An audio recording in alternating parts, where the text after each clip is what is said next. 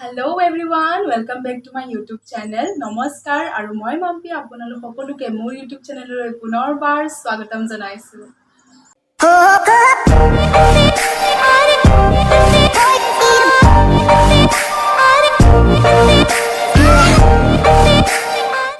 আশা কৰো আপোনালোক সকলো ভালে আছে। আজি এটা বিশেষ কথালৈ মই ভিডিওটো বনাব বিচাৰিছো মানে মই ভাবিলো যে আজি মই চুলিখিনিৰ অলপ যত্ন লওঁ মানে ঘৰুৱাভাৱে কি বস্তু ব্যৱহাৰ কৰোঁ তাকে আপোনালোকৰ আগত দেখাব বিচাৰিছো। আজি ভাবিলো যে চুলিখিনি জেতুকা লগাওঁ আৰু জেতুকাৰ লগত আৰু আন এবিধ বস্তু মই চুলিত সানিম যোনবিধ বস্তু আমাৰ ছালৰ বাবে হওক বা আমাৰ চুলিৰ বাবে বহুত উপযোগী। যেতিয়া আপোনাৰ মুখত কলা দাগ বহে বা আপোনাৰ পিম্পলছ ওলায় তেতিয়া আপুনি সেই ঠাইটো ব্যৱহাৰ কৰিব পাৰে আৰু মই নিজেও প্ৰমাণ পাইছো গতিকে মই ভাবিলো যে আপোনালোকৰ সৈতেও শ্বেয়াৰ কৰোঁ। গতিকে দেৰি নকৰি মোৰ ভিডিওটো আৰম্ভ কৰোঁ। এয়া মই জেতুকাখিনি ধুনীয়াকৈ ৰেডি কৰি লৈছোঁ। যোৱাকালিয়ে ছিঙিছিলোঁ সেইবাবে অকণমান শুকাই গৈছে। এতিয়া মই জেতুকাৰ লগত কি ব্যৱহাৰ কৰোঁ আপোনালোকক দেখাই আছোঁ। আমাৰ ঘৰতে আছে গছজোপা, আপোনালোকে ভিডিওটো চাই থাকক। এয়া হৈছে নয়নতৰা গছ। আপোনালোকে হয়তো বহুতেই ইয়াৰ বিষয়ে জানে যে কিমান ভাল এইডাল আমাৰ কাৰণে আৰু আপোনালোকে জেতুকা যিমান পৰিমাণে ল'ব সিমান পৰিমাণে ইয়াৰ পাতটো ব্যৱহাৰ কৰিব। আপোনালোকৰ আন্দাজ মতে ল'লেই হ'ল। এই নয়নতৰা ফুলৰ গছ আমাৰ ঘৰত আগতে বহুত আছিল কিন্তু কিবা প্ৰব্লেমৰ কাৰণে এইবোৰ উঠাই দিব লগা হ'ল।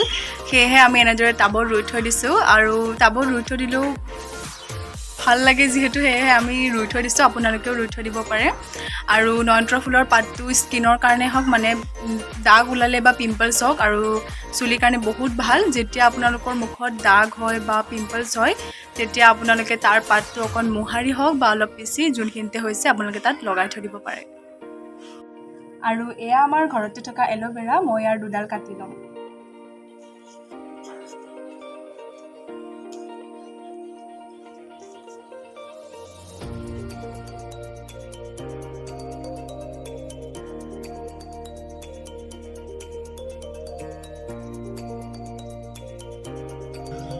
মই এতিয়া এইখিনি ধুনীয়াকৈ ধুই ল'লোঁ আৰু এতিয়া মই পিচিম।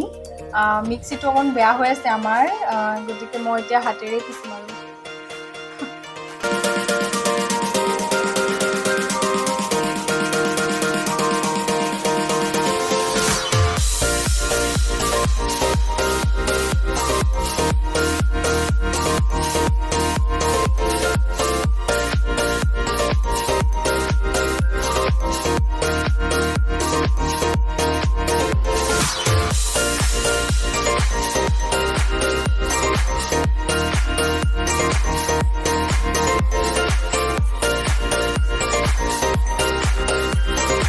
মোৰ পিছা হৈ গ'ল, বহুত ভাগৰ লাগিল। ফাইনেলি এতিয়া মোৰ চুলিখিনি ধুনীয়াকৈ সানিব পাৰিম আৰু মোৰ হাতখন চাওক বহুত ধুনীয়া ৰং হৈছে আৰু বহুত ধুনীয়া গোন্ধ আৰু মোৰ জেতুকা বহুত ভাল লাগে আৰু আপোনালোকৰ কাৰ কাৰ ভাল লাগে মোক তলত কমেণ্ট কৰি জনাব আৰু আপোনালোকে চুলিখিনিত সানি পেলাই যিমান টাইম ইচ্ছা কৰে সিমান টাইম ৰাখিব পাৰে। মানে মই 3 ঘণ্টামান ৰাখি ধুই দিম আৰু আপোনালোকে যদি বিচাৰে ৰাতিটো ৰাখিব পাৰে, ৰাতিপুৱালৈ ধুনীয়াকৈ ধুই দিব পাৰে।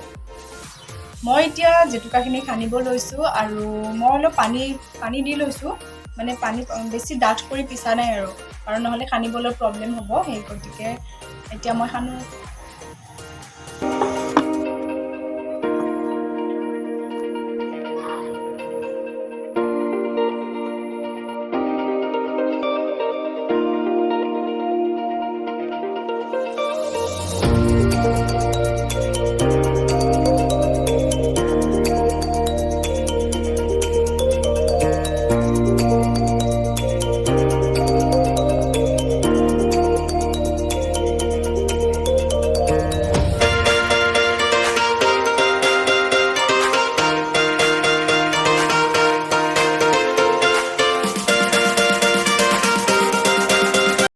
খানা কমপ্লিট হৈ গ'ল। আগফালৰখিনি নিজে সানিলোঁ, পিছফালৰখিনিতো নিজে সানিব নোৱাৰাৰ কাৰণে মায়ে সানি দিলে। মই এতিয়া গা পা ধুই ফ্ৰেছ হৈ আহিলোঁ আৰু আজিৰ ভিডিঅ'টো ইমানেই আছিল। আশা কৰোঁ আপোনালোকে চাই ভাল পালে আৰু যদি ভাল পালে তেতিয়াহ'লে লাইক, কমেণ্ট আৰু শ্বেয়াৰ কৰিব নাপাহৰিব আৰু মোৰ চেনেলটো ছাবস্ক্ৰাইব কৰি দিব। থেংক ইউ ছ' মাছ মোৰ ভিডিঅ'টো চোৱাৰ বাবে।